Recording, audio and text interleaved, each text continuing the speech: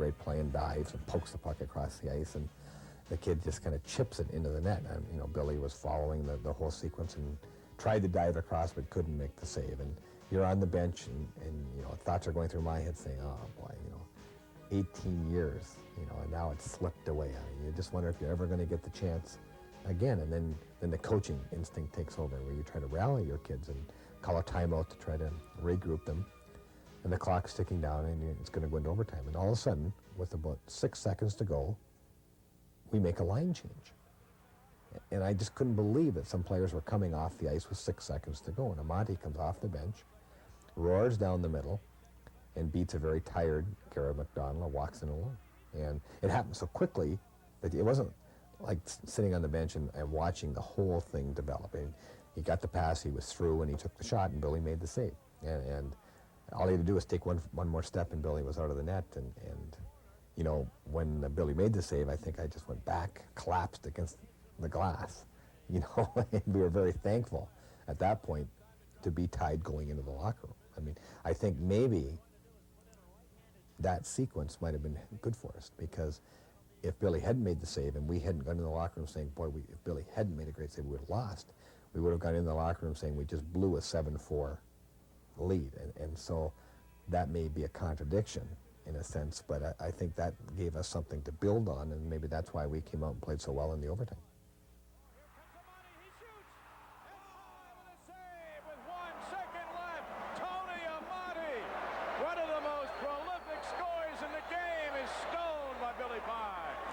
Well, you know, I think you're going into overtime, and the thing you're telling your kids in the locker room is go out to win this thing. You know, there's no such thing as a tie anymore, and don't be defensive. Let's go at them with our strength. And we came out in the first overtime and played great. But when the puck didn't go in, when we had 4 or 5 great chances that didn't go in, you're starting to think to yourself that they're going to come down, take one shot, and score. So that every time we had the puck, you're leaning forward. Every time they had the puck, you're shrinking back on the bench a little bit. And went back and forth. I thought we had by far the greater scoring chances. But then, of course, the famous sequence developed where they come down off the wing, the left winger takes a shot and hits the post and bounces out behind Billy, and Billy can't see it, right to McEachran, who takes a shot. That was my impulse at that time, and it hits one post and slides across the goal crease. When I watched it back in slow motion, the puck was really jumping, and it was really a tough play for the kid. He did not have time to control the puck. But it did hit the post and slide across, and Billy jumped on it. And I think I'll never forget, you know, my head lowered, lifting my head up and looking and see Billy on the puck and Brad on the ice looking at the goal judge. And, you know, you are worried at that point whether they're going to count the goal. And I know my impulse, and this is a very true story, that when that puck hit the post and came out front, I took a step over the bench towards the door, because I thought there's no question that the kid would score. But they didn't score, and you're saying, oh wow, maybe that's the break that we need. You know, maybe, you know, we deserved to win the game. I felt we'd outplayed them, you know, for the most part to that point. Then after the next face-off, Zabel picks the puck up and goes down, takes a slap shot and hits the crossbar. And then, you know, everybody in the building knew at that point, not only was the game something special, but you just couldn't count on anything, and it was just put the seatbelts on and see what happens.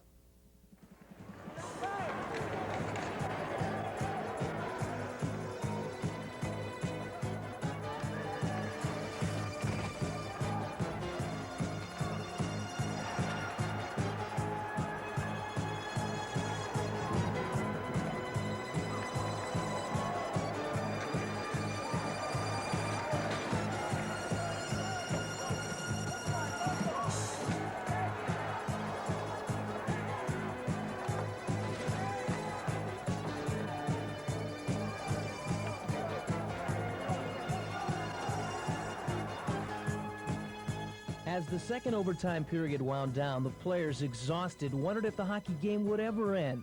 Then at 1:57 of the third overtime period, the 1990-91 season for the NMU Hockey Wildcats turned to gold.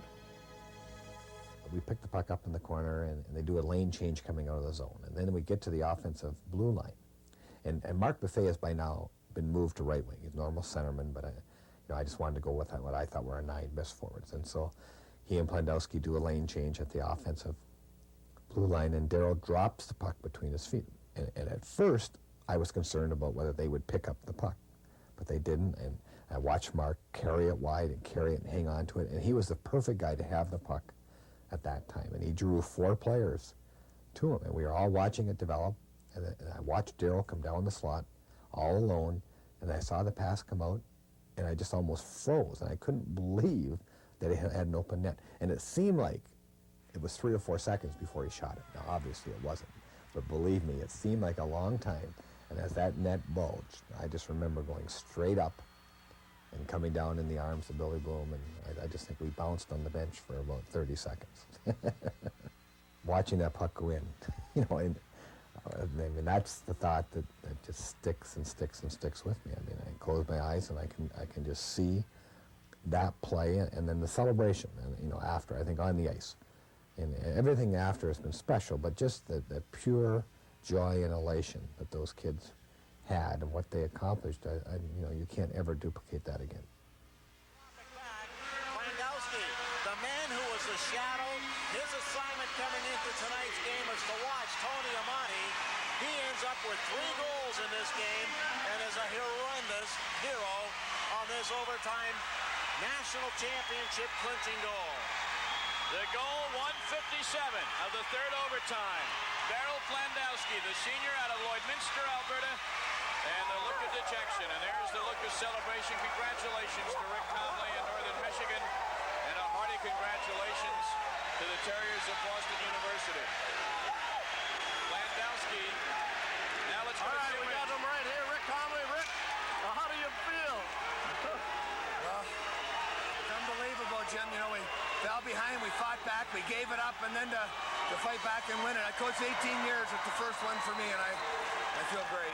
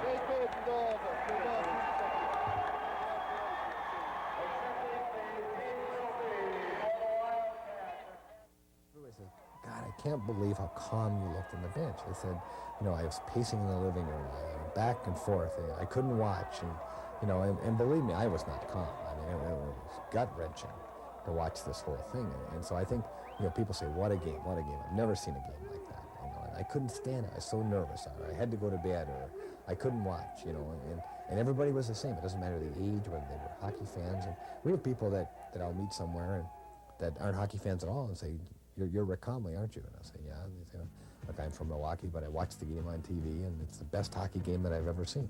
So I think it was great for the sport. I've seen a spin-off in the championship that's so healthy for the university and for the community. I mean, Northern Michigan hockey has never just been a university sport. More than any other sport on campus, perhaps. It's been a community activity as much as a university-sponsored sport. And I think the pride that people drew from this, the T-shirts that you see all over the place, I don't care what state you're in or where you are. And, you know, when we were at the White House, you know, a kid had a Northern Michigan hat on, not one that we had not given away. So I think that when you sit back and measure how it draws people back to the university and to the community and the pride that everybody gets from it, then the long-range benefits are just unbelievable. And I think that's what's going to last. You know, the win will settle and it'll go into its place. But I think the positive feedback and the pride that's been reinstated, I think, in the university and the community will last an awful long time. Yeah, he drew everybody over, and I was just staying in the middle, and he threw it right back on my stick, and I looked at the net, and there was just nobody in there. So I decided to shoot it in. I'm glad he shot it in. I decided to shoot it in. I thought I'd make Coach happy. Yeah, very good decision, wasn't it? Yeah. The preceding was a presentation of Six Productions.